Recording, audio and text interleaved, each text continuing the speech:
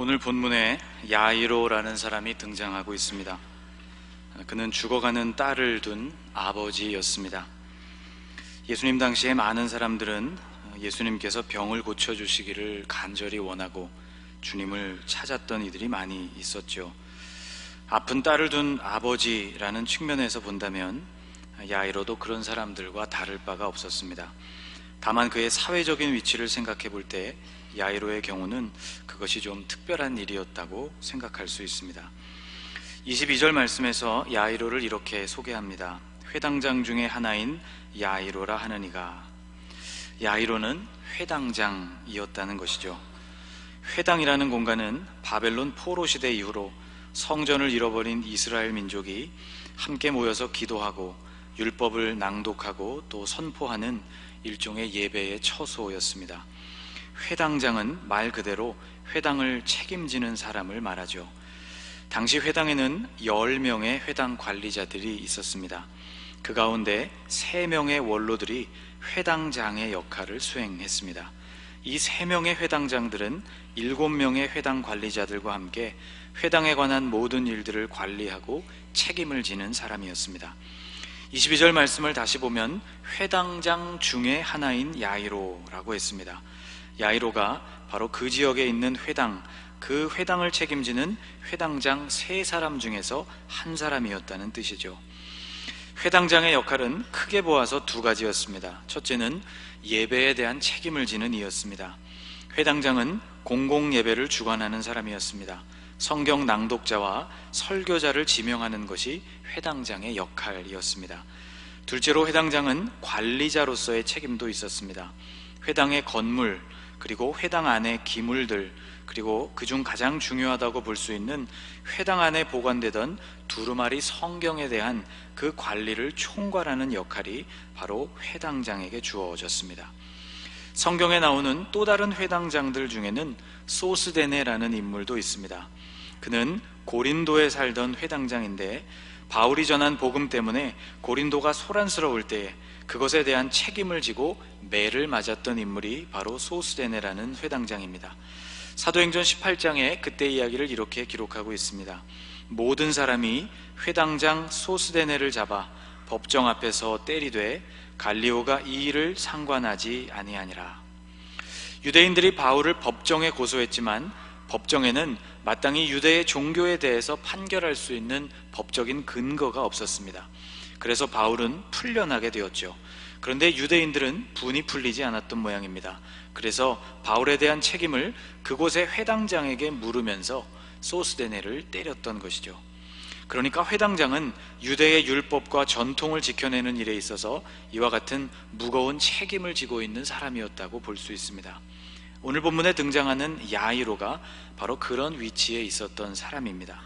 그러니까 이런 사람이 예수님 앞에 나와서 그 발 아래 엎드렸다는 것 자체가 굉장히 특별한 일이었습니다. 당시 유대교와 관련이 있었던 모든 종교인들은 예수님에 대해서 적대감을 가지고 있었습니다. 아마도 야이로는 이 모든 것들을 각오하고 예수님을 찾았을 것입니다. 어떻게 이런 일이 가능했을까? 아까도 말씀을 드렸지만 그는 아버지였기 때문입니다.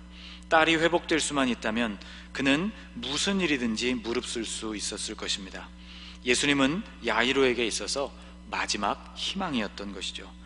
그는 예수님 앞에 엎드려서 이렇게 간곡히 부탁했습니다.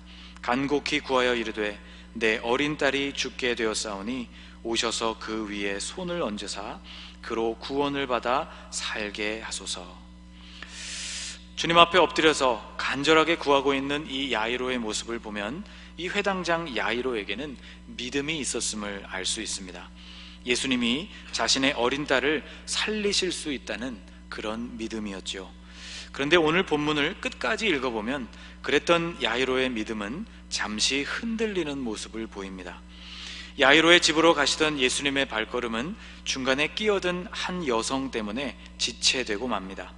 그리고 그 여인과 대화를 나누시는 사이 딸이 이미 죽었다는 소식이 야이로에게 전해지게 됩니다. 소식을 전하는 그 사람은 야이로에게 이렇게 말을 했습니다. 아직 예수께서 말씀하실 때에 회당장의 집에서 사람들이 와서 회당장에게 이르되 당신의 딸이 죽었나이다. 어찌하여 선생을 더 괴롭게 하나이까? 여러분, 이 사람의 말을 잘 들어보십시오. 딸이 죽었으니 이제 예수님을 더 고생스럽게 오시게 할 필요가 없다는 그런 말이었습니다. 예수님을 배려하고 있는 말처럼 보이지만 다른 한편으로 본다면 이 말은 믿음이 없는 말이었습니다. 아이가 죽은 것으로 이제 모든 상황은 거기서 끝이라고 단정짓는 그런 말이었죠. 회당장 야이로가 이 말을 듣고 어떻게 반응했는지 성경에는 기록이 없어서 잘 알 수 없지만 아마도 예수님은 그 말을 전해 듣고 있는 야이로의 얼굴에 나타나고 있는 변화를 보셨던 것 같습니다. 그 절망을 보셨던 것 같아요. 그래서 주님은 믿음 없는 말을 전하고 있는 그 사람을 나무라시는 대신에 먼저 야이로를 염려하시는 마음으로 야이로에게 이렇게 말씀을 해 주셨습니다. 36절을 같이 읽어볼까요? 예수께서 그 하는 말을 곁에서 들으시고 회당장에게 이르시되 두려워하지 말고 믿기만 하라 하시고. 아멘. 두려워하지 말고 믿기만 하라. 우리는 주님의 이 말씀을 통해서 야이로에게 믿음이 있기는 했지만 지금 그의 믿음이 흔들리고 있고 확고한 믿음이 아니었다는 사실을 볼 수 있습니다. 그러나 격려해 주시는 주님, 두려워하지 말고 믿기만 하라고 말씀하시는 그 주님과 야이로는 끝까지 동행했고 그리고 결국 그의 딸이 다시 살아나는 기적을 맛보게 되었습니다. 이제 우리의 눈을 이 이야기 중간에 나오는 다른 한 여인에게로 돌려보겠습니다. 그녀는 혈루증, 출혈이 멈추지 않는 부인병을 앓고 있는 여성이었습니다. 그녀 역시 예수님께 바라는 것이 있었습니다. 바로 자신의 병에서부터 해방되는 일이었죠. 그녀는 무려 12년이라는 긴 세월 동안 이 병으로 고통을 받아왔습니다. 많은 의사들에게 도움을 요청했지만 소용이 없었다고 본문이 증언하고 있죠. 26절 말씀은 아마도 의사 선생님들이 별로 좋아하지 않을지 모르는 그런 구절이라 생각이 됩니다. 많은 의사에게 많은 괴로움을 받았고 가진 것도 다 허비하였으되 아무 효험이 없고 도리어 더 중하여졌던 자에. 그녀의 병은 이렇게 점점 깊어갔습니다. 여러분, 병을 일으키는 세균이라는 것의 존재가 세상에 밝혀진 것은 미생물학의 아버지라고 불리우는 네덜란드의 한 학자였던 안톤 벤 레벤후크라는 사람에 의해서 1683년에 이르러서야 세상에 공개되었습니다. 17세기 후반에서야 세균이라는 존재가 밝혀진 셈이죠. 바이러스는 세균보다 훨씬 크기가 작습니다. 세균 크기의 1000분의 1 정도가 된다고 하는데 생물과 무생물의 그 어디쯤 중간쯤에 위치하고 있는 이 바이러스의 존재가 세상에 확실하게 증명된 것은 전자현미경이 등장했던 1900년대, 그러니까 20세기에 들어서면서부터입니다. 오늘 본문의 이야기는 1세기 당시의 상황입니다. 병에 대한 의학적인 지식도 또 그 병을 다루기 위한 의술도 1세기에 머물고 있을 때였다는 것을 우리는 생각해 보아야 합니다. 그러므로 이 26절 말씀은 의사들도 최선을 다했지만 당시의 의술로는 이 여인의 병을 고치기가 어려웠다는 의미가 되는 것이죠. 여러분, 어디 1세기 뿐입니까? 21세기가 된 지금도 여전히 치료가 불가능하고 원인이 무엇인지조차 밝힐 수 없는 수많은 질병들이 존재합니다. 모든 가능성이 닫혀버린 이 답답한 상황에서 이 여인에게도 마지막 희망은 예수님이셨습니다. 그러나 그녀는 야이로와 같이 드러내놓고 주님께 도움을 요청할 수 있는 처지가 아니었습니다. 율법에 의하면 몸에 출혈이 있는 사람은 부정하게 여겨지는 존재였기 때문에 사람들로부터 일단 격리가 되어져야 하는 그런 존재였기 때문이죠. 그 사실을 밝히게 된다면 아마 무리들은 그녀를 가만두지 않았을 것입니다. 그래서 그녀는 다른 방법을 택합니다. 자신의 존재를 아무에게도 알리지 않은 채 그녀는 예수님을 따르는 무리들과 함께 섞여서 예수님에게로 다가갔습니다. 그리고 예수님의 옷에 손을 댔습니다. 예수의 소문을 듣고 무리 가운데 끼어 뒤로 와서 그의 옷에 손을 대니. 성경은 그녀의 행동에 바로 이런 의미가 있다고 이어서 설명합니다. 이는 내가 그의 옷에만 손을 대어도 구원을 받으리라 생각함일러라. 그녀의 믿음은 아주 확고했습니다. 예수님의 옷에만 손을 댈지라도 예수님의 그 능력이 자신의 병을 고칠 수 있을 것이라는 믿음이었습니다. 아주 견고한 믿음이었던 것이죠. 이런 믿음을 가지고 예수님의 옷에 손을 대었을 때 그녀의 병은 치료되었습니다. 이에 그의 혈루 근원이 곧 마름에 병이 나은 줄을 몸에 깨달으니라. 예수님께서는 이 사실을 아셨습니다. 그래서 도대체 그가 누구인지를 보려고 뒤돌아 서셨습니다. 그리고 주님은 그녀에게 평강을 선포해 주십니다. 예수께서 이르시되 딸아, 내 믿음이 너를 구원하였으니 평안히 가라. 내 병에서 놓여 건강할지어다. 여러분, 오늘 본문을 크게 살펴보면 이렇게 두 가지 이야기입니다. 야이로라는 사람, 그리고 그의 딸과 예수의 옷에 손을 댄 여자이죠. 여러분 가진 성경에도 아마 오늘 본문 위에 이런 제목이 달려 있을 것입니다. 야이로의 딸과 예수의 옷에 손을 댄 여자. 그러니까 이런 제목이 붙은 이유는 이 본문에서 등장하고 있는 인물들 중에 중요하다고 보여지는 인물은 야이로의 딸, 그리고 예수님의 옷에 손을 댄 여자라고 밝히고 있는 셈이죠. 그런데 오늘 본문을 더 자세히 묵상해 보면 이 이야기는 세 부분으로 이루어져 있다는 것을 알 수 있습니다.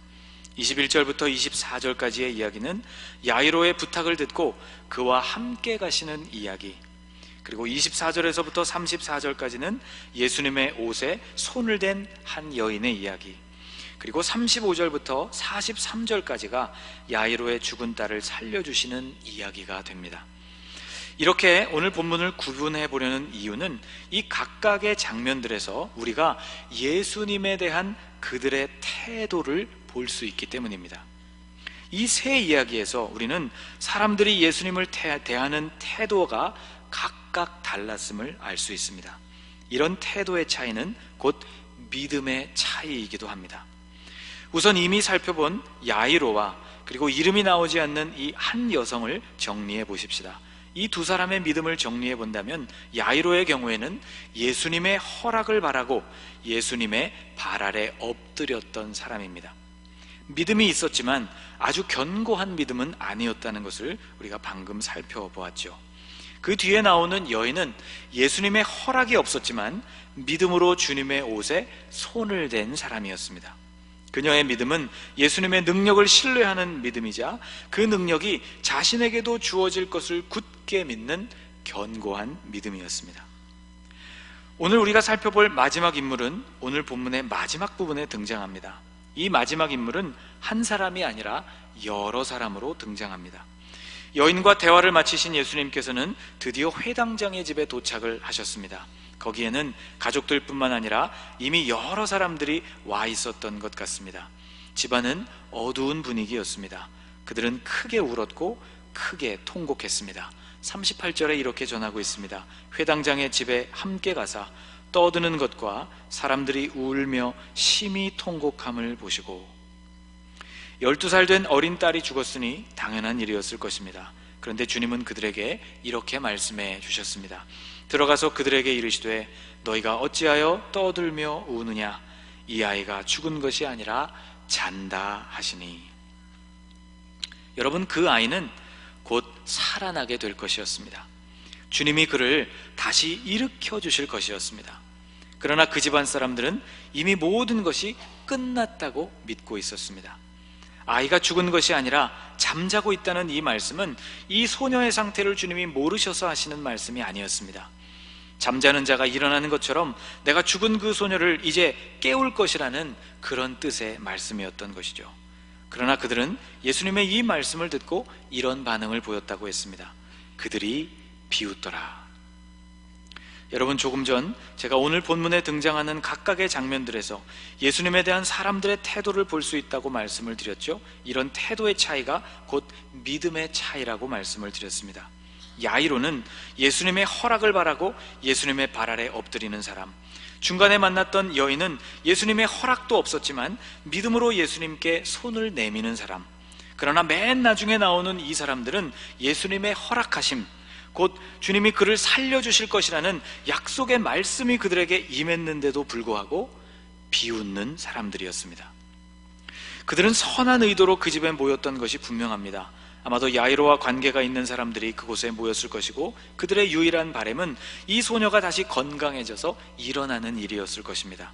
그런데 이렇게 간절한 바람을 갖고 있었던 그들이었지만 안타깝게도 예수님에 대한 믿음이 없었던 것입니다. 그들은 예수님이 들려주시는 이 소망의 말씀에 대해서 비웃는 태도를 보였습니다. 주님은 그들과 논쟁하지 않으셨습니다. 다만 40절 말씀을 보면 믿음 없는 그 사람들을 그 집에서 다 내보내셨습니다. 그들이 비웃더라. 예수께서 그들을 다 내보내신 후에. 여러분 기억하십시오.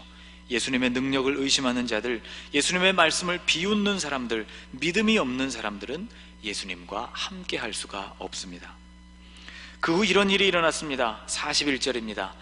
그 아이의 손을 잡고 이르시되 달리다굼 하시니, 번역하면 곧 내가 네게 말하노니 소녀야 일어나라 하심이라. 달리다굼, 이는 히브리어 혹은 아람어로 탈리타쿰이 혹은 탈리타쿰이라는 말입니다. 예수께서 사용하신 언어와 마가복음이 기록된 그 언어가 서로 달랐기 때문에 마가복음에서는 예수님이 하신 그 말씀을 친절하게 해석해주고 있습니다. 탈리타라는 말은 소녀야 라는 말이고, 쿰이 혹은 쿰이라는 말은 일어나라 라는 말입니다. 그런데 이것을, 이 짧은 말을 해석하면서 이 마가복음의 저자는 내가 네게 말하노니 라고 해석을 했습니다. 성경에 사용된 언어들의 그 동사에는 그 문장의 시제와 주어의 격과 그리고 그 문장의 종류를 결정짓는 모든 요소가 함께 들어갑니다. 일어나라 라는 명령은 1인칭 명령으로 지금 말씀하시는 그분이 예수님 자신임을 뜻하고 있는 그런 말씀이었던 것이죠. 그래서 탈리타쿰, 이 간단한 말을 번역해 본다면 내가 너에게 말한다, 소녀야 일어나라 라는 말로 해석할 수 있다는 것입니다. 그러므로 우리는 이 해석하고 있는 이 말씀들 중에서 내가 라는 말에 강조해서 이 말씀을 읽어야 합니다. 이 내가는 지금 소녀를 일으키실 주님이 누구이신지를 강조하고 있는 말이기 때문이죠. 내가 라는 말은 이런 의미입니다. 저 바깥에 있는 사람들이 비웃고 있는 대상인 내가, 그들은 그 가치를 전혀 알지 못하는 바로 내가 생명을 창조했고 그리고 그것을 다스리는 나 예수가 라는 의미가 되는 것입니다. 그런 내가 너에게 말하고 있다, 소녀야 일어나라 라는 말씀인 것이죠. 예수님의 이 권위 있고 생명 넘치는 말을 듣고 소녀는 일어났습니다. 사람들은 크게 놀랐지요. 42절에 이렇게 기록하고 있습니다. 소녀가 곧 일어나서 걸으니 나이가 12살이라 사람들이 곧 크게 놀라고 놀라거늘. 여러분 42절 끝부분에 놀라고 놀라거늘 이라고 기록하고 있는 부분을 주목해 보십시오. 놀랐다는 말을 2번이나 사용하고 있는 이유는 그들의 놀람이 일반적인 수준을 넘어서는 대단한 놀람이었다는 뜻입니다. 당연하지 않겠습니까? 예수님의 말씀을 비웃던 그들입니다. 예수님이 진지하게 하시는 말씀을 가볍게 들은 것도 모자라서 주님의 그 말씀을 미친 소리로 들었던 자들이었습니다. 그런 그들 앞에 죽었던 소녀가 살아나서 걷고 있었던 것이죠. 자신들의 생각을 산산이 부서뜨리는 주님의 권위 앞에서 그들은 놀라고 또 놀랄 수밖에 없었을 것입니다. 여러분, 오늘 말씀은 우리에게 이런 도전을 주는 것 같습니다. 나는 어떤 부류의 사람이냐 하는 도전입니다. 여러분, 교회는 나오고 계시지만 또 예수님이 내 삶에 필요한 분이라고 인정하고는 계시지만 야이로나 혹은 야이로에게 딸이 죽었다는 소식을 전했던 이 사람과 같이 어떤 문제에 있어서는 예수님도 어쩔 수 없으시다고 믿고 있는 그런 부류에 여러분은 혹시 속해 계시지는 않습니까? 가정에서 예수님의 말씀을 따르며 살아가는 일, 직장에서도 그 말씀대로 살아가는 일, 학교에서 그 말씀을 따라 순종하는 일이 무리라고 생각하면서 여러분 그렇게 살아가고 계시지는 않습니까? 혹시 교회는 왔다 갔다 하지만 예수님의 어떤 말씀에 대해서는 여러분 여전히 비웃고 계시는 분들은 아니십니까? 여러분, 온전한 믿음을 가지고 예수님의 옷에 손을 대는 성도들이 되실 수 있기를 주님의 이름으로 축복합니다. 따라 평안히 가라, 이 말씀을 여러분 들으실 수 있기를 소망하고, 내가 네게 말하노니 라는 이 주님의 음성을 들을 수 있는 사람이기를 소망합니다. 여러분, 이 온전한 믿음으로 오늘도 주님을 향하는 저와 여러분이 되실 수 있기를 주님의 이름으로 축복합니다. 기도하겠습니다.